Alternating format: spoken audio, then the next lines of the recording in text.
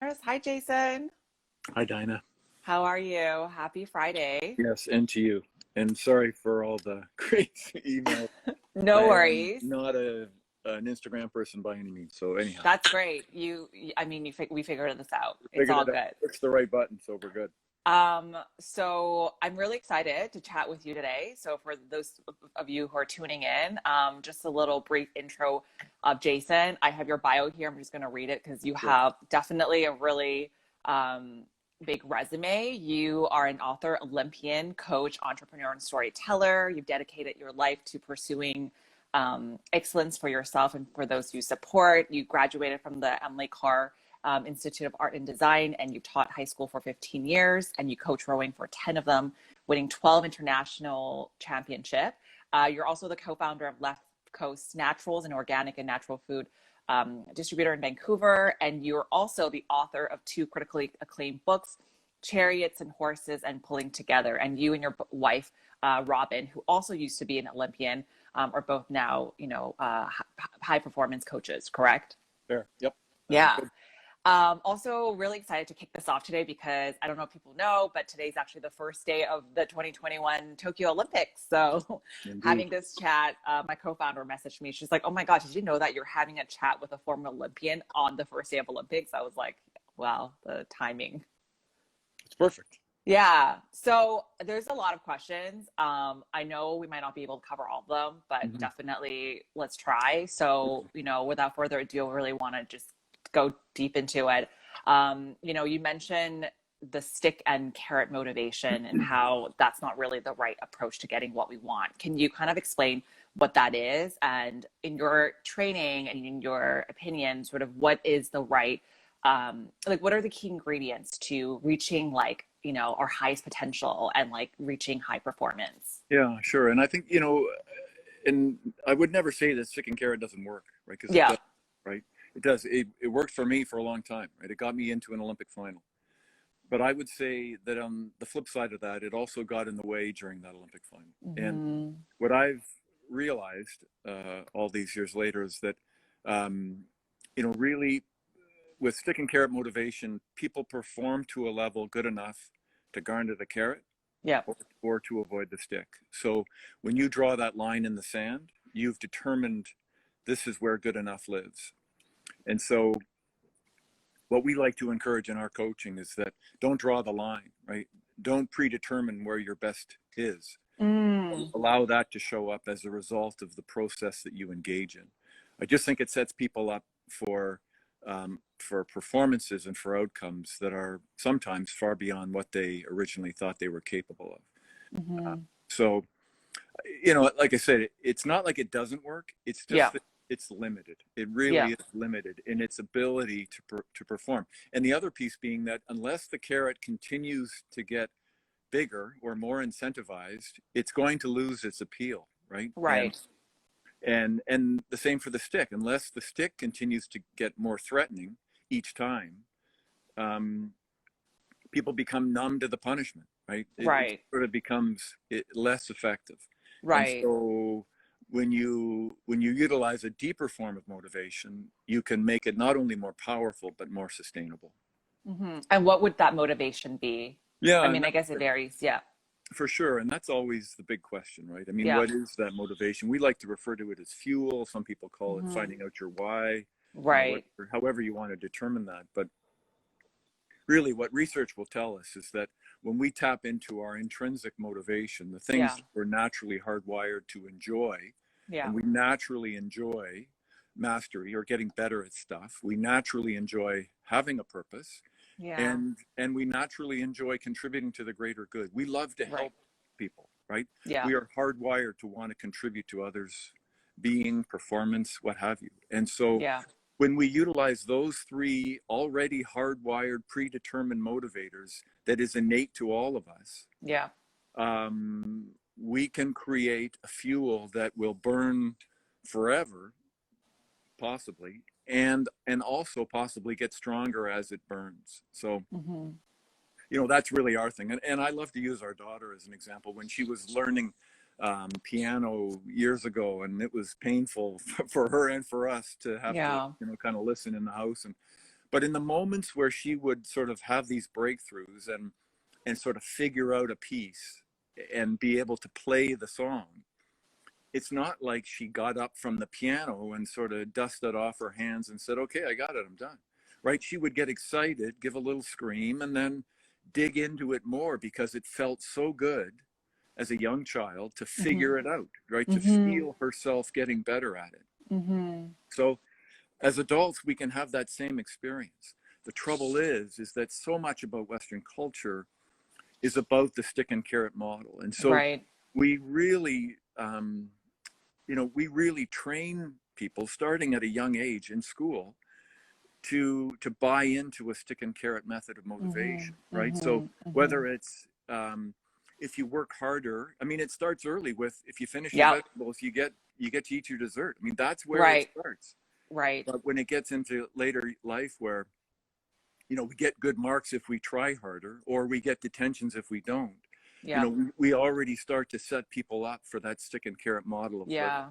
And Yeah. we really we set them up for that chase model that is so Mm-hmm. prevalent in our society, where we are continually chasing stuff in Mm. order to try and trigger that dopamine, to feel that excitement of achievement. But the Mm-hmm. trouble is, it's never enough. Like we Yeah. once we have that little hit, we sort of think, wow, if I was able to buy that car, then if I buy this car, I'm going to Yeah. It's feel like the even better. goalpost just keeps You moving bet. and Totally. moving. Yeah. And you're just constantly in this constant chase. Yeah. And this Great leads to analogy. my second question. I think, Sure. if our goal is, winning, I think, especially as an athlete, I think that's the ultimate goal. It's to really win in your Yep. championship. That can often lead to, burnout, exhaustion. As you mentioned, it's not just physically exhausting. It's like emotionally, it's very taxing. So how do you, your experience coaching individuals or organizations, where their goal is to win or to, hit that metrics or Right. KPI, like what is your approach to, like, advice to them on, making that journey more enjoyable and yet Right. also hitting those milestones? Because I think life, people forget that it's a marathon. It's not a sprint, right? Like it's like Right. you're running this, long race. But yeah, like how do you make that journey enjoyable Yeah. yet? And that is, I mean, for me, it's the ultimate paradox of life, right? The more intent, the more obsessed, the more push that we have to achieve winning, to achieve success, paradoxically, the more it can get in our own way. So, and Yeah. I would argue for myself that winning an Olympic gold medal became such an obsession for me Yeah. that ultimately it became my own undoing. And Mm. I mean, I certainly wasn't aware enough at the time, at the age of 25. I wasn't self-aware enough to realize, Jason, man, you're tripping yourself up here. Yeah. But in hindsight, oh goodness, there's just so much I would have done differently. Mm-hmm. So I think what we try to do is invite people, as you say, to engage in the long win, right? The long game here. Yeah. And to really, we like to use the term, those long-term goals, we like to encourage people to hold them as loosely as intentions. So Mm-hmm. my intention might be to win a race, but if you're lining up beside a bunch of other people or teams, then the intention is inherent, right? Mm-hmm. If there's a clock involved and someone's going to win something, then it's inherent that people are trying to win. So Yeah. what we encourage people is to let go of that outcome and to be focused more on the process of what's going to bring you that outcome, and Yeah. to really trust that if you engage in the work, if you trust your process, and you do Mm. everything capable within your Mm-hmm. own power to achieve what you're capable on the day, that if that means you win the race, then you're going to win that race. Like what I always like to invite people to entertain is, it's hard to argue results, right? Yeah.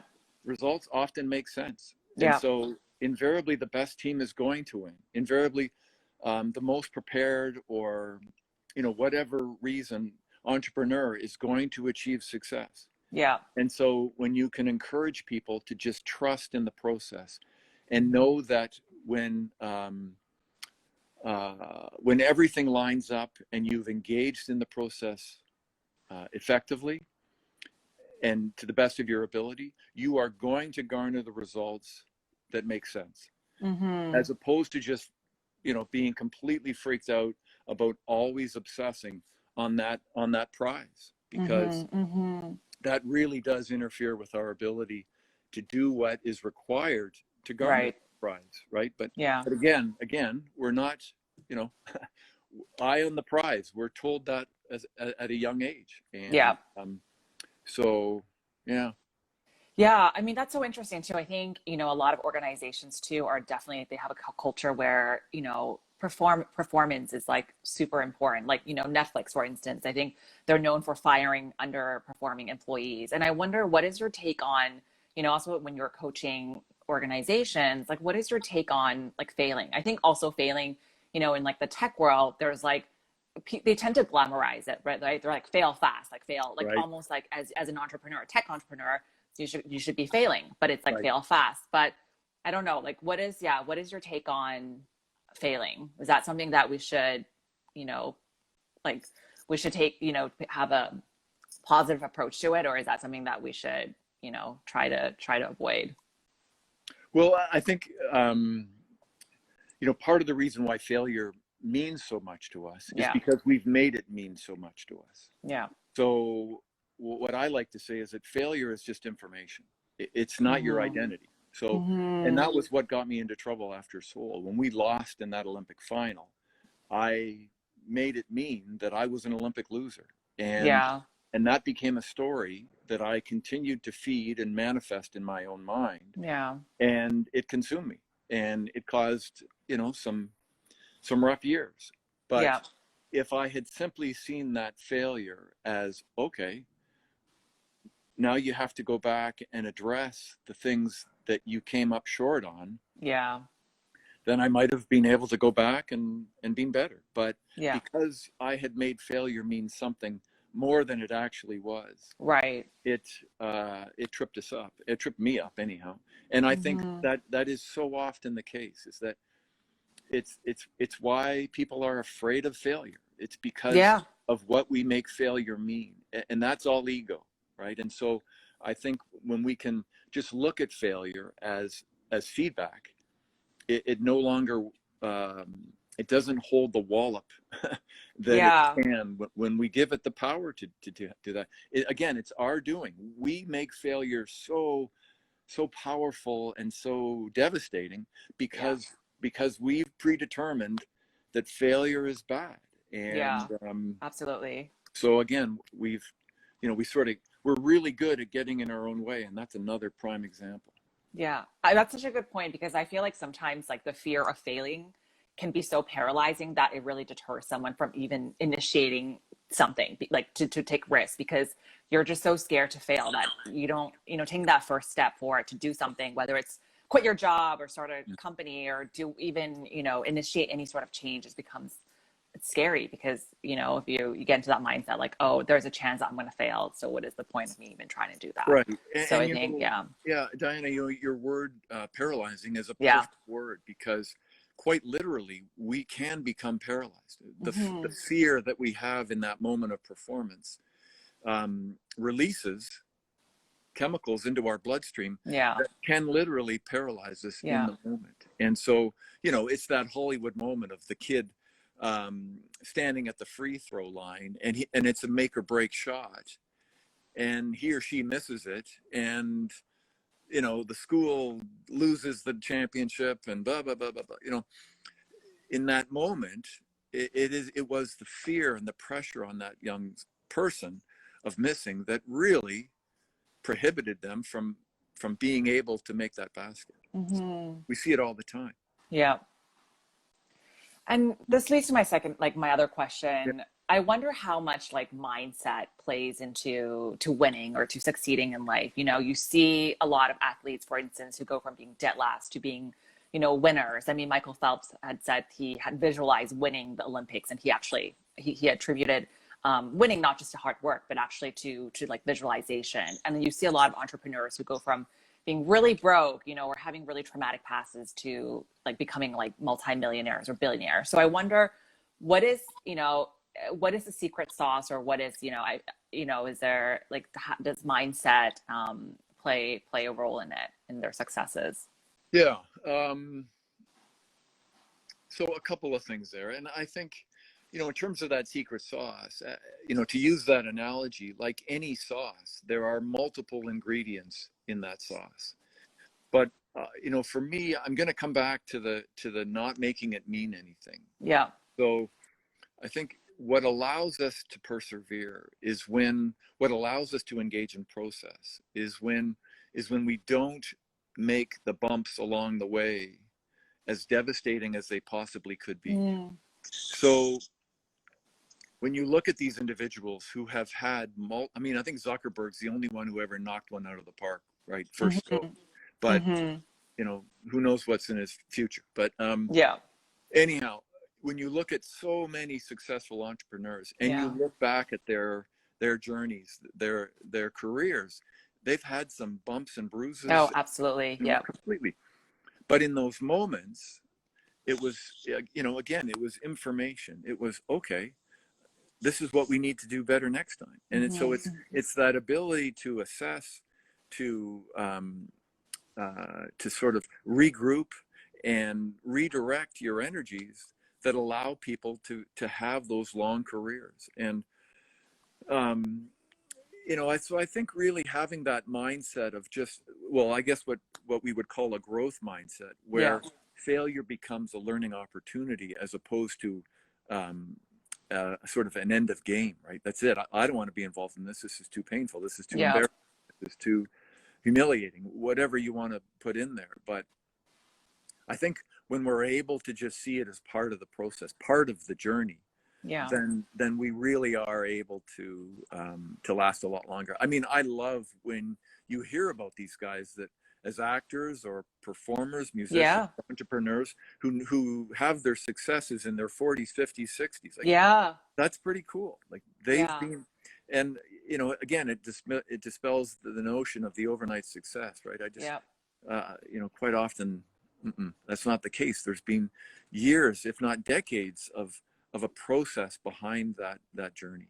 Yeah, absolutely. Robert Downey Jr. comes to mind because I think he went to like rehab multiple times before he got casted for the Iron Man, and then he became this like instant like international star. But then it didn't happen until I think in his like 40s or 50s. So I think, absolutely, to your point, it's not a linear journey. Like I think a lot of people don't see that. I think they just see, oh, this person is so successful, like why can't I be like that? It's not, but it's not an overnight success. I think in life, our journeys are like, it's like not a linear, doesn't look like it's not a linear process. Right. So. And again, back to the notion of mindset, it is really about being able to have that that sort of delayed gratification. So, to be able to realize that this could take a while, and do you have the staying power to be in this for a while, knowing that the supposed rewards that you've got into this for could take some time, and so people really have to have that staying power. Big time. So in your, all of your years in training and also now you're a coach, like what are the key takeaways or lessons that, if you were to impart to other people, like to our listeners right now, what would you want them to know, like, to practice in their lives? Yeah, that's a great one. And I think, it's where all these cliches come from, right? I always say cliches aren't cliches because, for nothing, right? It's because they're true. And in this instance, hindsight is 2020. And when I look back on my journey as a young 20-year-old, and goodness, that was a few years ago, I just sort of think, wow, if I could do it again, if I could do it differently. And I think so much of what I would do differently is the work that Robin and I do now. It is about the being part of high performance, right? So much of what we are taught is to take care of all of the tangible pieces, right? So, the knowledge, the experience, the training, whether you're an athlete, the fitness, the strength, the skill development, but you can apply that to business or life. Yeah, well, absolutely. right? It's like there's so many tangible areas in becoming an entrepreneur that need attention. But the one piece that we often negate, it's us, it's our being part, because all of that learning comes through us. And if we are compromised, then so too will be the training and the skill and it's impossible because it happens through us. So when I look back at my journey as an athlete, what would I change? I mean, knowing what I knew at the time, I wouldn't have changed the training or my diet or my sleep or my racing strategy or any of that. I mean, sure, today we know much more, but if I was staying true to that time, what I would change was who I was as an athlete, right? Because who I was an ass, right? I'm not proud of who I was as a young person, right? I was so purposely driven on that Olympic gold medal that I'm not proud of how I treated people. I'm not proud of how I treated myself. It was an abusive relationship, and in the name of success, right? In the name of winning. And so I think the advice that I would give people today is to trust that that the way your journey is going to unfold is exactly how it's supposed to unfold. And that's, I mean, easier said than done. Goodness, I'm trying to imagine someone telling me that as a 25-year-old. Right. I would have likely told them to get lost, and in a much more colorful way. Yeah. But I think, to take that notion of trust, what I took from my Olympic final, from that defeat on the world stage, humiliating, shameful, like all those things, what it taught me now, I see it, and this is a hard one still even to say, perhaps, and probably for some of your listeners to hear, is that losing on that Olympic stage that day, it's the greatest gift of my life. And so much because it forced me down a path that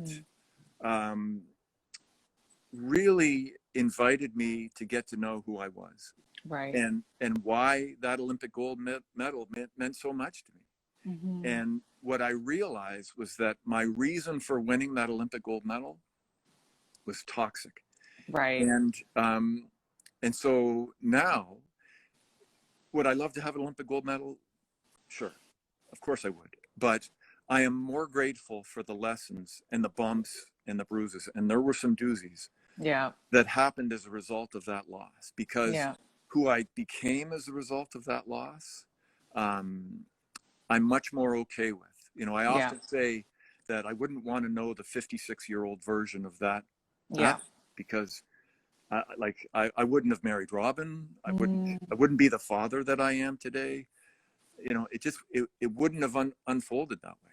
And because winning that Olympic gold medal would have reaffirmed for me that that my approach to success was right. Right. I was going to say that. Yeah. That when you hate people, when you make your competition your enemies, that's an effective strategy, right? Because that was the strategy I was taught. And it's a toxic, destructive strategy. And it's broken. And we know now today that it also interferes with our ability to perform. That's why when I met Robin, it was such this mind-blowing experience, because I met this athlete who used to race with her competitors, not against. Right. I mean, she would hug her competitors before races, and I would watch from the stands and just like, what on earth are you doing? Yeah. But then she'd go on to win the race, and I just think, wow, like, how the hell did you do that? Yeah. And so I just, I think, all that to say, I just think trusting the journey, trusting the results, trusting the unfolding of life. And, I just think we're here for such bigger reasons than just achieving stuff. Oh, I absolutely agree with that. Yeah. If that's it, if that's the name of the game, to just win stuff or buy stuff, holy smokes, like, what a disappointment. I'd like to think that our purpose on earth here is far more bigger than that. Yeah. And so, but you know, it took a few years to get there, right? Mm-hmm. And yeah, so Wow, it would be that nice. was yeah, amazing. I totally agree with you, and I think this is kind of cheesy, but the saying goes like life happens for you, not to you, and I think I completely agree. Like every experience, good or bad. I mean, I don't believe that there's such thing as a bad experience. It might Sure. appear to be bad, but you know, Yeah, there's always silver linings and lessons to beautiful. be learned. Yeah, well said. I I guess, agree. yeah, we're kind of coming to the end of our chat. It just went by so fast. But my final question is, what do you think is the biggest hurdle, could be physical or mental, that's preventing people from reaching their highest potential or from getting what they want? Yeah, I think you know, sort of a combination of so much of that, and I think for me, again, using the example Yeah. of that Olympic gold medal, and why that became so troublesome is that what I made success mean was was a lie, right? So part of why I wanted to win that Olympic gold medal was that I thought it would sort of fix me. Like I thought Hmm. I would have arrived, that would be it. I'd be done, right? That's it. I'm the best in the world. Nothing left to do. Um, and we know now that that is so not the case. I mean, the research around Olympians who win Olympic gold medals and then in the days, weeks, and months following realize that nothing about who they are as a person changed. Yeah. It's incredible. Michael Phelps is the poster boy for that, right? Hmm. Hmm. What, 7 Absolutely. Olympic gold medals and he crashed. The prize is never what we make it out to be, Yeah. right? And so I think that so much gets in the way of people right out of the Hmm. gates, is that they are chasing something because of what they think it's going to bring them. And Yeah. invariably it never does. And I think the acid test for that is to run that pursuit, that goal through the lens of, is this for my ego or is this for my soul? Hmm. And if it's for your ego, if it's to serve something about who you think you are or Hmm. how you think others will see you, then I'd be thinking hard and, you know, hard about why you want to pursue that dream or goal.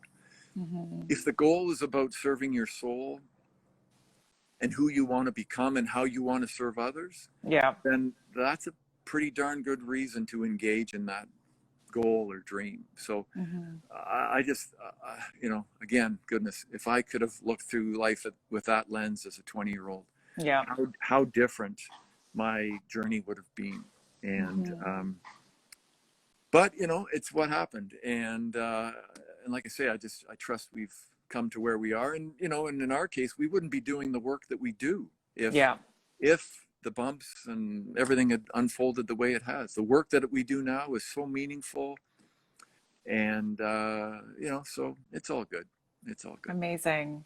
Well, I think this is kind of coming to the end of our chat, and just want to say if anyone is interested in booking, you know, a discovery call or a session with Jason, you can go on theholisticpanda.com.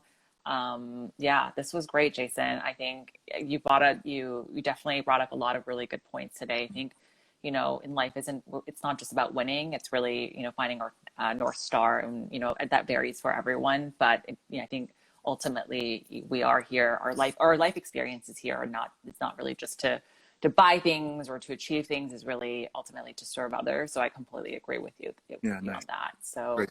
yeah, thank you so much, and we definitely, yeah, really enjoyed this chat. And if anyone has any more questions for Jason, DM us, yeah, or email us at hello@theholisticpanda.com. And if you sign up, you actually get 10% off your first booking. So yeah, thanks, Jason, Thanks again. very much, Diane. Really appreciate this. Have a great Bye. weekend. Bye bye. Bye.